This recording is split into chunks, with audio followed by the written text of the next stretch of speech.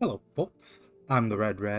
This is a little farmhouse outside of our studio in Hollywood Animal.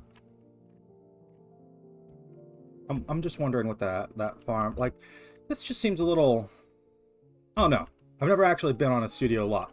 Would it be next to a little farmhouse normally? Uh, we last we left off, we were talking to the leader of the Gernstein brothers who was talking about censorship and, no, he was not talking about censorship. He was talking about forming a union of various studios to get us all on board because people were talking about censorship and corruption in Hollywood. We are. Does it say the date here? It says the date if I zoom in a little. We are in the very end of 1931. We are actually pre-code. It's the Hayes Code, right? That was the name of the Hollywood studio code, or is that the comic book code? The name of the comic book code. I don't remember for certain. But in any case, we're still producing movies. We're still getting raided by the police. We've situated ourselves a little more as the opponent to the institution in as much as we can. What gifts have you received recently?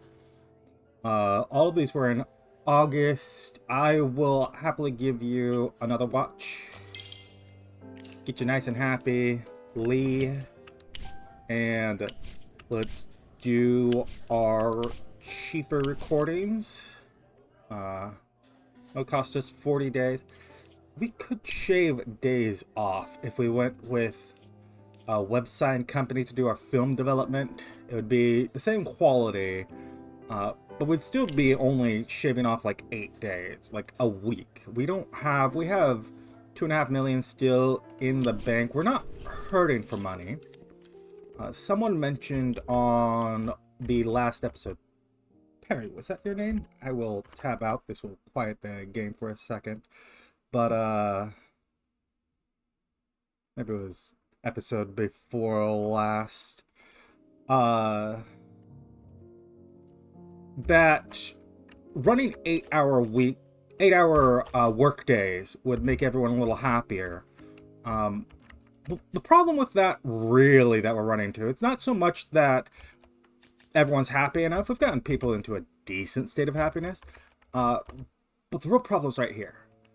We started with 10 million. We're down to 2.5. We're still releasing monies, and there is a movie I noticed. Yes, Statue of No Liberty here, right here. Where I did not rent any screenings. So, I mean, this is only this is a real cheap movie to make, but it's a real bad movie. Maybe it's actually not a bad idea that we didn't rent any screens. I mean, we should have rented some at least on the first week, but on weeks after the first week, maybe it's not a bad idea that we didn't rent any.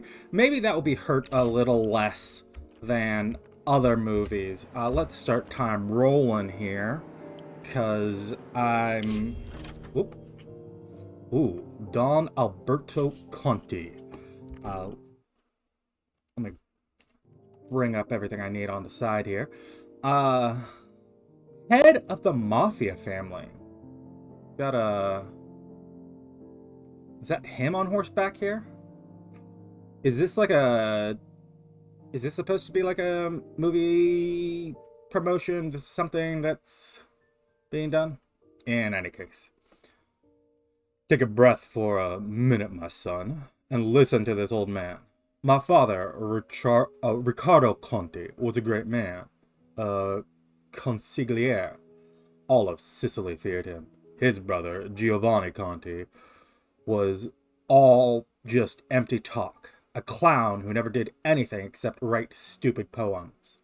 But who do you think is remembered in my homeland now? In my native Messina, one of the streets is named after the poet Giovanni Conti.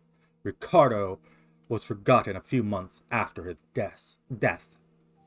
I refused to suffer the fate of my father, so I wrote a book the story of my life. But when I finished the novel and gave the manuscript to my grandchildren, those jerks didn't read a single page. That's when I realized it. If you want to be remembered in America, you have to make a movie. We hired a professional and turned the book into a script, and it turned out just fine.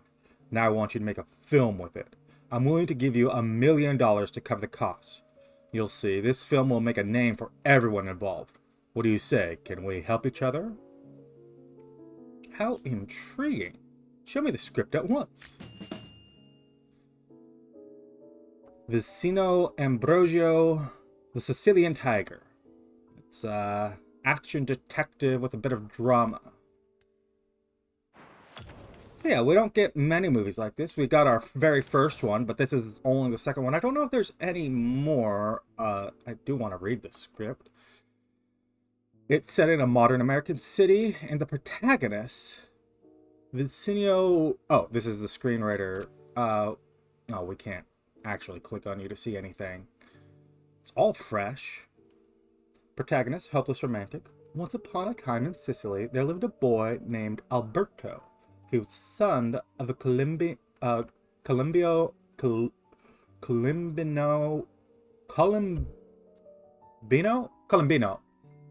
He was the son of Colombino Conti, a fourth generation mafioso, a king of thieves known throughout Italy. I don't know why I didn't parse this as being a name at first. Alberto had no fondness for his life. Everything was given to him upon a silver platter, like he was a helpless woman.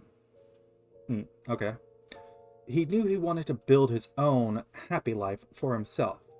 He would step out of his father's shadow and make his own dreams come true. He would go to America. A runaway.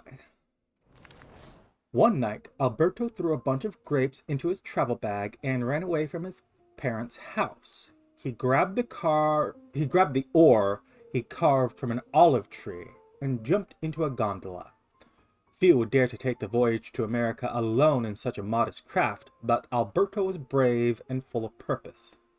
After a week of sailing, he arrived in New York and got himself a job at the port, but he wouldn't be a Conti if he hadn't a sense of adventure. I'm doubtful that's what really happened, but supporting character is a parent figure. One day, Alberto saw 5 scoundrels with pistols robbing a guy on the street. Alberto stood up for him and fought off the bandits with his bare hands.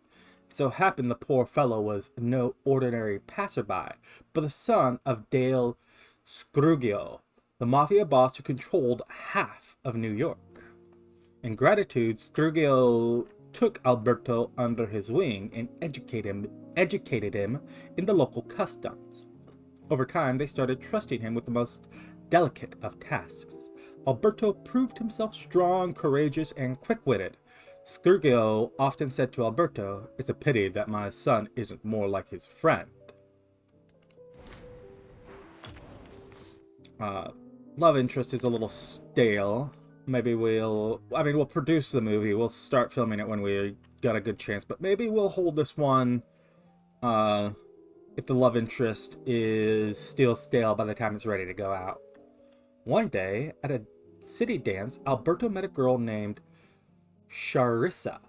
Alberto liked her smile and then invited her out for dinner. It wasn't until their third date that Alberto learned that Charissa was the daughter of none other than Benjamin Desmond, the head of the rival family, the one who controlled the other half of New York. But Alberto wasn't afraid of Charissa's father. He would not meet her secretly like a schoolboy. He wanted everyone to see that he and Charissa were in love. The antagonist is criminal mastermind. Desmond quickly learned of his daughter's adventures and became furious. He struck Charissa and growled through his teeth, "You will marry my business partner, Boncho Kruger, or you will die." At the next mafia meeting, he delivered his competitor an ultimatum. "Scrugio, hand over your pup Alberto, or you will regret it." But Scrugio would not betray Alberto. The boy had become even dearer to him than his own son. Instead, he hid the boy away in an abandoned house on the outskirts of the city. "You must leave this place forever," he said, "and never return." Alberto nodded gratefully and hugged Scrugio goodbye. "Don't worry any more about Alberto," Scrugio said at the next meeting with Desmond. "I've taken care of him." To this, Desmond replied, "I hope that means you killed him. You know what I do to people who disappoint me."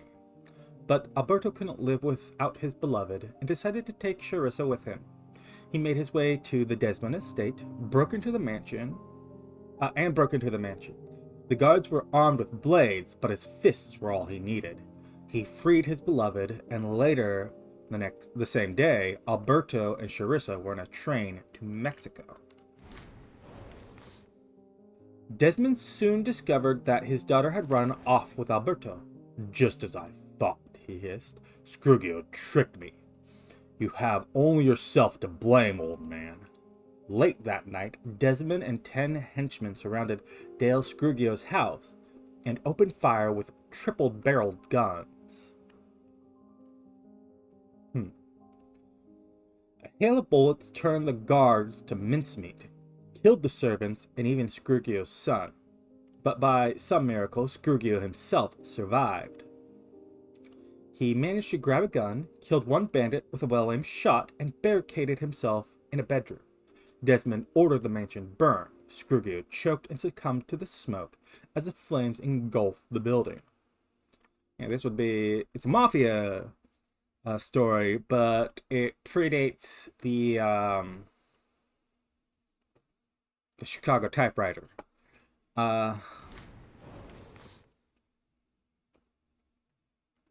1931 triple barrel gun. Triple barrel guns would be a little odd, but I mean they were made. Breech loading, I'm assuming, right? That's the term. When Alberto learned that Dale Scrugio had been killed, he clenched his fists so tightly that he left bloody marks on his palms.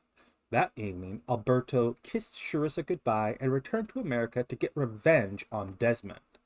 Back in New York, Alberto spoke to a gardener who saw what happened that night. He compiled a kill list, each of Desmond's henchmen involved in the raid. Alberto went from one mobster to the next, taking their lives. He stabbed Fat Sam in the eyes with his throwing knives, plunged a dagger into Skinny Tom's belly, and shot Lanky Phil in the head with a pair of revolvers, and threw a garrote around Shorty Winnie's neck. Sure, we're not exactly going to use these specific shots. Maybe. I mean, it's an action movie, yeah? Maybe we will have him really just wipe the floor with everyone at once. Our hero became as death itself. Before the gangsters could reach for their guns, they were already dead on the floor. No one compared with Alberto in precision, strength, or speed. In the finale, the antagonist gets killed. Alberto made his way to the mafia's leader's lair, where he found Desmond. He'd taken a hostage, Charissa. The poor girl secretly followed her beloved to New York. Her father put a revolver to his daughter's head. "Surrender, Alberto, or you alone will be to blame for her death." Alberto slowly raised his hand, but the final moment pulled the trigger and fired at the chandelier above Desmond's head. The bullet, in an explosion of sparks, ricochets and hits Desmond right in the temple. Charissa was saved. Finally, the surviving members of both clans came to Alberto with an offer. "Signore Conti, you are the most worthy of men among us. Be our boss. Let us unite and become stronger than we ever been before." After some thought, Alberto agreed. He united the clans and made the New York family the most powerful syndicate in all of America, and Charissa Desmond became his wife. It's a very good story.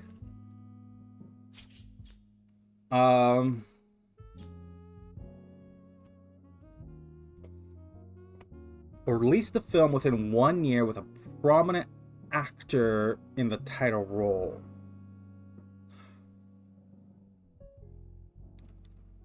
Maybe we can just suck it up in terms of it being stale.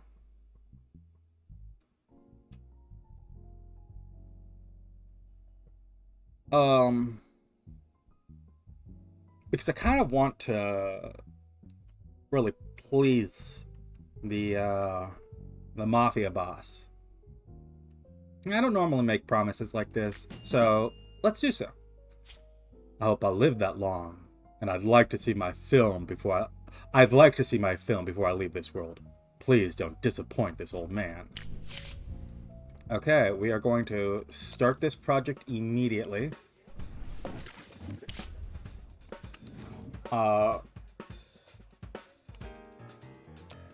Cinematographers, free. Current one is 5.6. We could hire Jasper Day.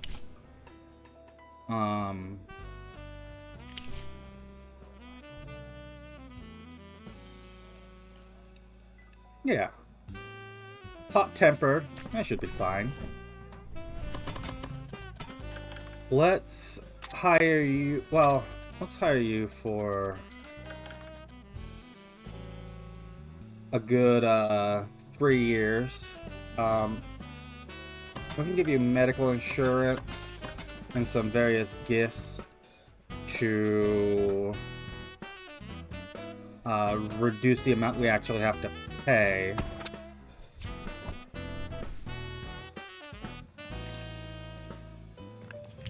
Soundstage, stage 3. Let's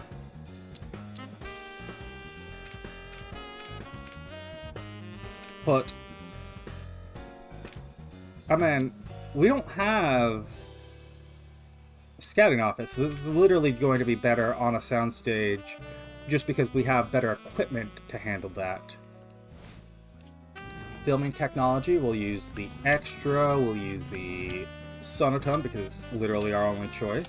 Hire plenty of crew. Get a good producer, Billy. Get a good director, Will Doyle, who's he was the director for The American Dream, but before that, Rotten Fates, which went surprisingly good. Actually, all of his films have been good for us. Bill Hubbard, what have you produced for us? You were also a producer on The American Dream. You produced a lot of things for other people too before us. Was The American Dream the first thing you produced for us? Yeah. The Hopeless Romantic. Bob Gray, conceited, libidinous. The parent figure.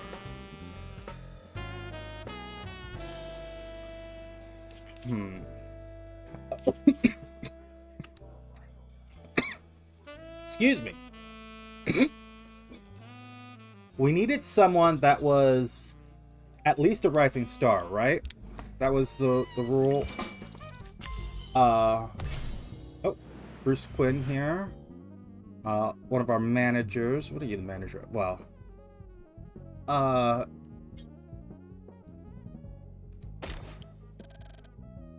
let's go ahead and increase that. The actor in the lead role must have commercial status of rising star. Okay. I want to make sure because there's 2 of these. There's this one. Well, okay, actually, it's better here. We have this one, which is commercial success, rising star, star, superstar, legend. And then we have this, which is artistic, which is promising talent. It's his... Well, I don't really need to explain. But we need at least someone... I think it'll be you here. Plus romantic, Peter Holland. For the parental figure, we do want someone older. If I was to say Peter Harris. Can I... Can I get you... Well, let's cast a love interest.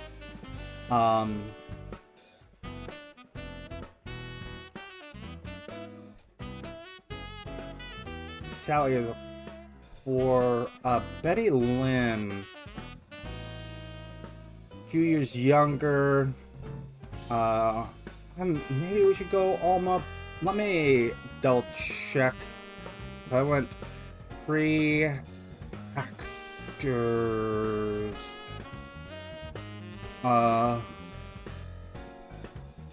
Joanne Spencer. 27. You're 28. I mean, you're an alcoholic. You aren't wanting a lot. I was to say go... Hey, take a load of gifts. Joanne Spencer. How much... If I wanted to hire you for 3 years, give you insurance, another set of gifts,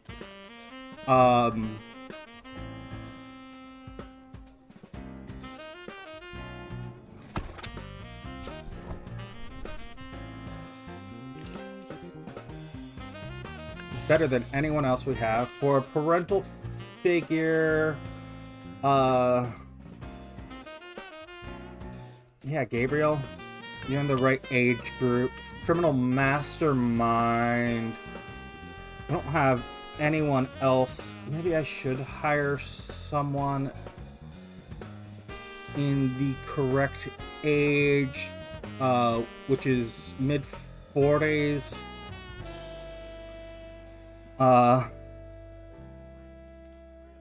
Charlie Graham. Let's give you a couple of gifts. Again, 3 years, medical insurance, gifts. If I just said for 3 movies instead, or maybe 2 years, we'll go with 1 year.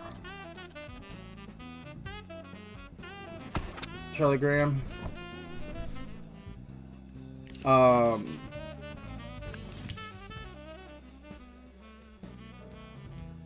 And yeah, we'll start this right now.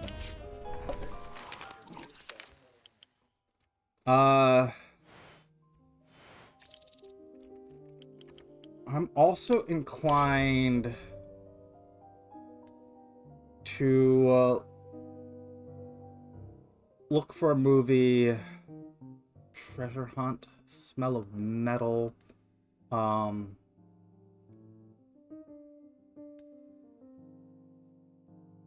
Clock with 3 Hands. Actually, you're looking pretty good right here. We got Cornelius, and I'm sorry, we're gonna put you on a cheaper soundstage. I'm not gonna build a whole new soundstage for you. Again, same technologies. Again, hire plenty. Get some decent people working on it. And what's the premise of this? Romance, drama, historical action, detective. I wonder, are these like in order by what a wayward soul. We've got a bandit as the antagonist. She gets a sidekick. They're struggling for a better life and finding treasure. So this is like a stealing from bandits sort of movie. Okay, Alma, you can do it. Sidekick.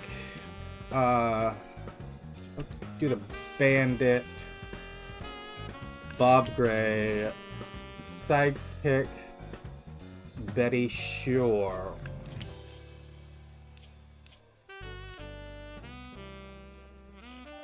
And let's start rolling on that.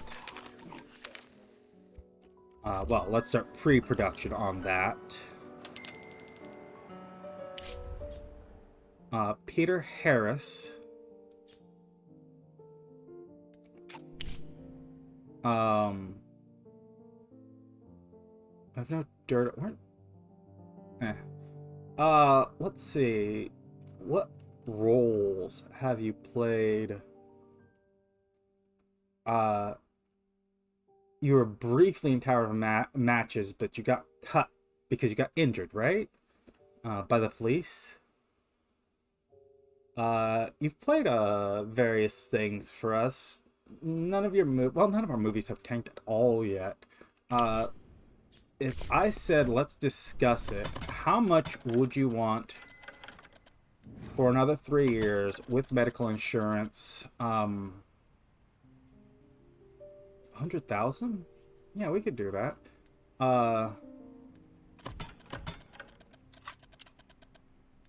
Let's take those off the table because I think we'd be spending more on the gifts than we would be getting in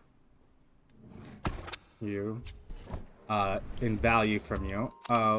Speaking of gifts, let's get another 3 things here, another dozen watches, another dozen boxes of cigars, and we're gonna improve that technology soon. Lydia, my contract is up, and while I don't think much of your studio, I suppose we could still be useful to each other. Really? If I said 3 years, I'll get you insurance too. Sure. You don't want much, so I'd just like to keep you on retainer. That's great.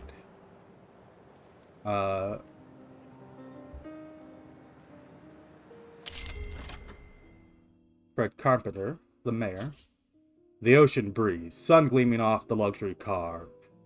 Oh, sorry, was that your voice? I don't really remember. The characters don't pop up enough for me to have a good memory of what their voices are supposed to be. The ocean breeze, sun gleaming off luxury cars, the smell of the restaurants, the mansion on the hills. This is how people like you and me see Los Angeles. But I still remember another Los Angeles. The Los Angeles of my youth. I remember the smog. I remember the bed bugs where me and my wife used to stay. I remember the stinky canned food for breakfast, lunch, and dinner. There's lots of people still out there living like this, and it breaks my heart. Is there some way they could see the city through our eyes, the eyes of the well-fed? Yeah, by feeding them. There's only one way. A city tax on the rich. That's how you get food to the masses, tax the rich. Then we can pay for social programs and help the poor with food and clothing. Raising taxes is never popular, I know. That's why I was hoping maybe one of your actors could support the initiative.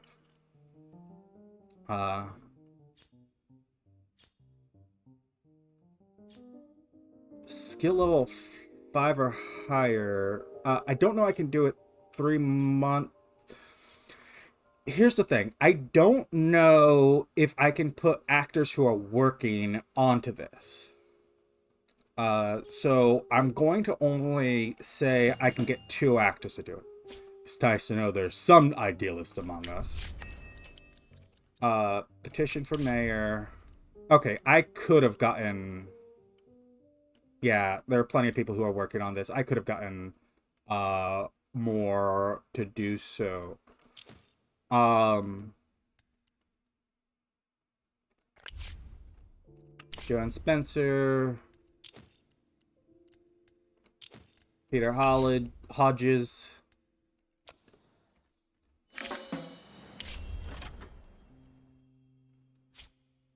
They'll build a huge monument for us here someday.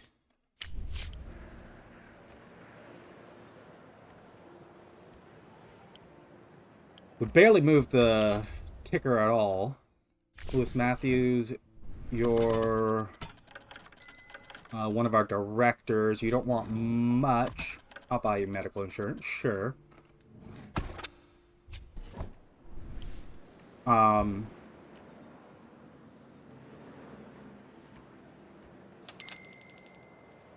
Let's just scoot time along here. Clock with 3 hands.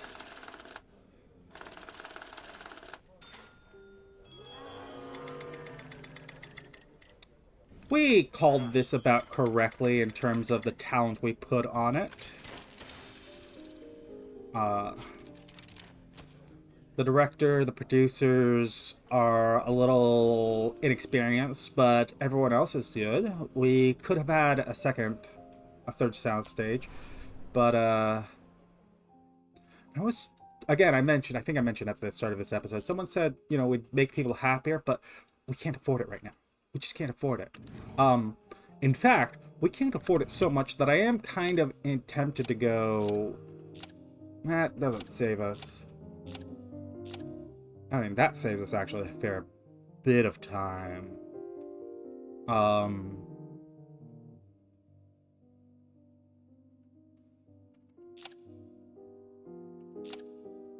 No, I think we have enough money that we're not going to go broke. Yeah, you're a racist.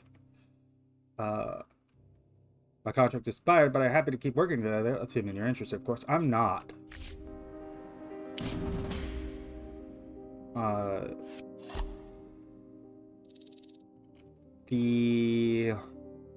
We're searching for dirt on Peter Simmons here, who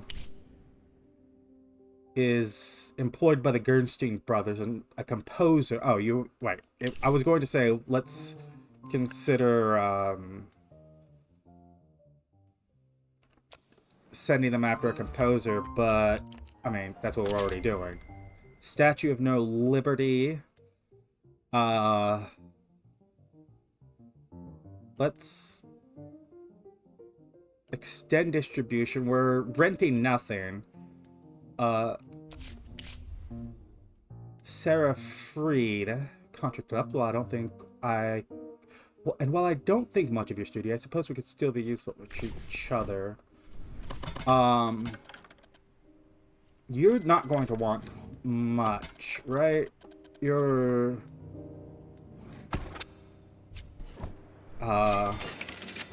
useful to keep around for the moment. And the Sicilian Tiger. Where did we spend that initial 40?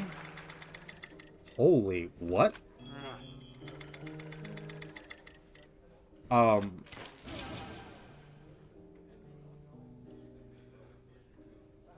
By July of 32, they'll become fresh again.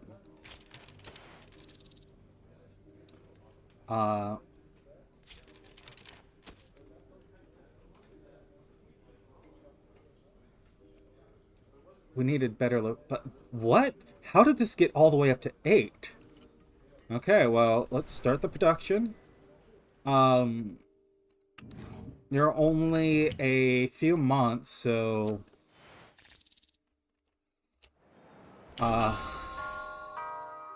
got the annual report for the end of the year. We lost $1 million that year. We didn't actually spend that much.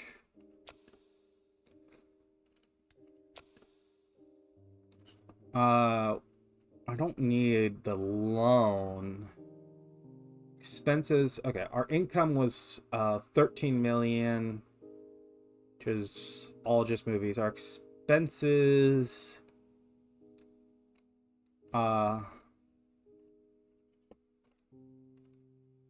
production for the mayor's daughter. I mean, all of these movies seem reasonable. We spent $1 million in upgrading things, so I mean that's where that $1 million went. Harry Ray, another cinematographer here. What are you? You are a 3.3 star cinematographer.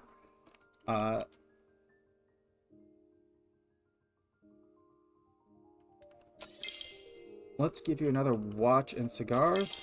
Yeah, you're good on that. You're not going to want to cost us much, right? If I said 3 years, sub 100,000. It's nice to have a backup. The American Dream. This was our big hit for the year. It's number 5 in box office success. Didn't get us a ton of money. Could have gotten us more. It was number 6 in critical acclaim. I wish you shut up.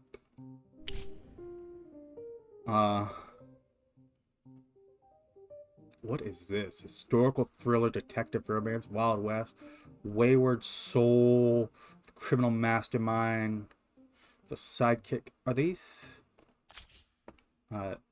Genevieve is a Wayward Soul. Tiffany Chandler.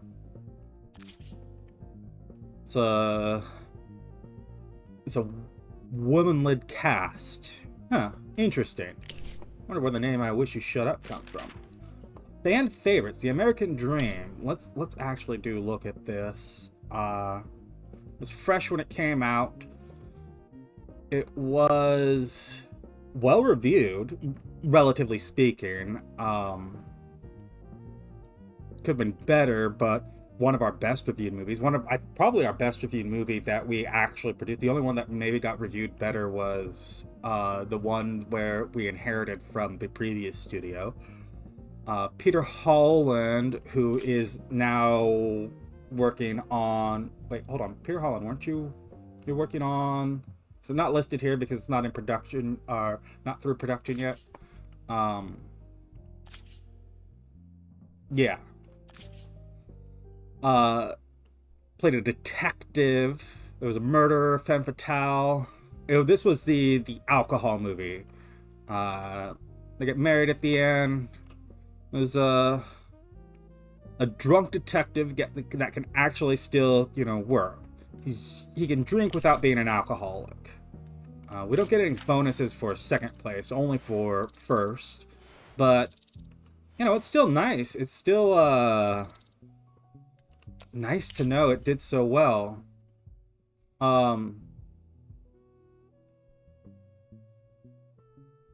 Clifford Sullivan, my contract is up. You're the head of distribution. Yeah, you want 6 more years at $700 a month? Sure. You want 6 more years, 5,000. Let's negotiate. If I was to say give you medical insurance, it would actually not cut that much off. We'd probably end up paying more in medical insurance than we would just paying your salary. Well, maybe. I don't know. Will Doyle, established. He's produced... That's the 2nd year in a row that he's produced our top movie. Or directed our top movie, I should say. Let's be clear here. And he's definitely established what people expect from him. These first couple of years... Oh, it's not the first couple. He's actually produced... No, these are in production. We literally hired him, and he's only director. I keep saying produced. He's director. He's only directed movies for us. Interesting. I wonder, after these established themes are filmed, I wonder if they can change. Anthony Campbell, you are disciplined. you've done a few movies for us. Again, another one of our directors. You're not working. Oh no, Saber in the Sleeve is in production.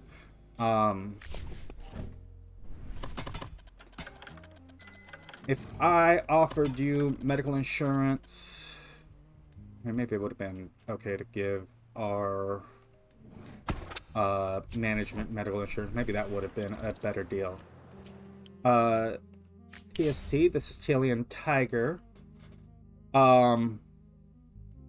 Gabriel Ruthkowski is showing all the signs of dementia. He's constantly forgetting his lines. Everyone is getting tired. The endless takes whenever he's in a scene. Let's shorten his lines. This is. I was about to say, it's a good thing you have dementia. Wow. The things games get you to say. Although I feel about some people, maybe that is a good thing. But neither here nor there. Him having dementia allows us to shorten his lines and put a stop there. Speaking of putting a stop to things, actually, I'm just gonna let this something take over here. Protagonist finds love. Bernard. If I was to say Bernard, what kind of movies do you write? You write action movies. This Working Man Fantasy Kingdom is an action movie. Let's, I guess, get you starting to write that one.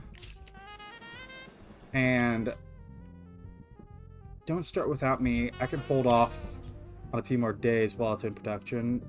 Thomas Morrison, cinematographer. You're a decent cinematographer that we've hired.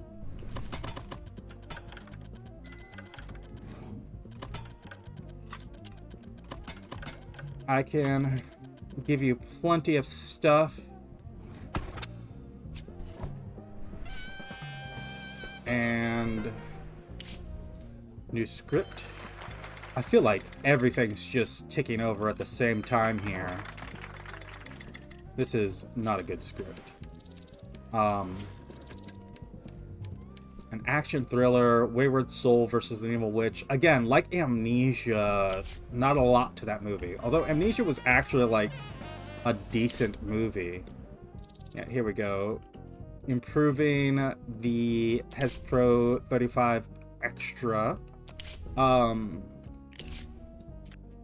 I'm going to say, let's do the economy of the Sonotone right now. And then let's call it there. I feel like a lot happened this episode. Just, we went through a bunch of people's contract, but moreover, the Sicilian Tiger, we're working on another big movie, and this is real big. 8 points.